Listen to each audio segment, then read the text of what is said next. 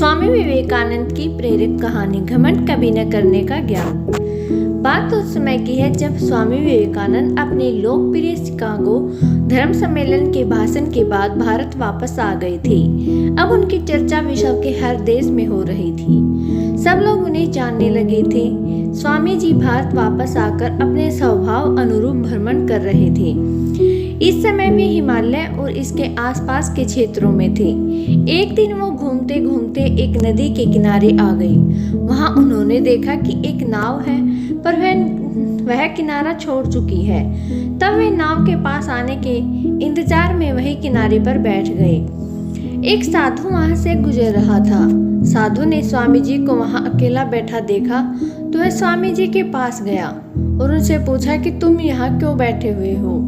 स्वामी जी ने जवाब दिया कि मैं यहाँ नाव का इंतजार कर रहा हूँ। साधु ने फिर पूछा तुम्हारा नाम क्या है। स्वामी जी ने कहा कि मैं विवेकानंद हूँ। साधु ने स्वामी जी का मजाक उड़ाते हुए उनसे कहा, अच्छा तो तुम वो विख्यात विवेकानंद हो जिसको लगता है कि विदेश में जाकर भाषण देने से तुम बहुत बड़े महात्मा साधु बन सकते हो। स्वामी जी ने साधु को कोई जवाब नहीं दिया।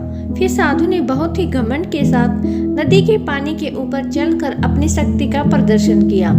कुछ दूर तक चलने के बाद साधु ने स्वामी जी से कहा, क्या तुम मेरी तरह पानी पर पैदल चलकर इस नदी को पार कर सकते हो।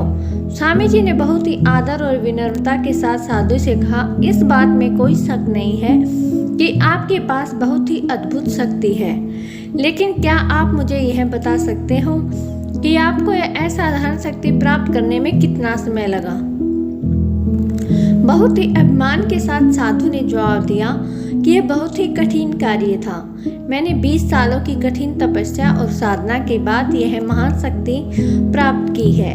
साधु का यह बताने का अंदाज बहुत ही अहंकार भरा था। यह देखकर स्वामी जी बहुत ही शांत स्वर में बोले, आपने अपनी जिंदगी के 20 साल ऐसी विद्या सीखने में बर्बाद कर दिए जो काम एक नाव 5 मिनट में कर सकती है। आप ये 20 साल निर्धन बेसहारा गरीबों की सेवा में लगा सकते थे या अपने ज्ञान और शक्ति का प्रयोग देश और देशवासियों की प्रगति में लगा सकते थे, परंतु आपने अपने 20 साल सिर्फ 5 मिनट बचाने के लिए व्यर्थ कर दिए। ये कोई बुद्धिमानी नहीं है। साधु सिर झुकाए खड़े रहे और स्वामी जी नाव में बैठकर नदी के दूसरे किनारे चले गए। तो दोस्तों, इस प्रकार इस कहानी ने हमें बताया कि ज्ञान और शक्ति का सही प्रयोग आवश्यक है। किसी शक्ति को प्राप्त करके यदि हम उस पर घमंड करते हैं तो यह मूर्खता है। शक्ति का सही जगह पर सही इस्तेमाल करना ही वास्तविकता में बुद्धिमानी है। तो दोस्तों, आपको ये कहानी कैसी लगी हमें कमेंट में जरूर बताइएगा। अगर कहानी अच्छी लगी तो चैनल को लाइक और सब्सक्राइब जरूर कीजिएगा।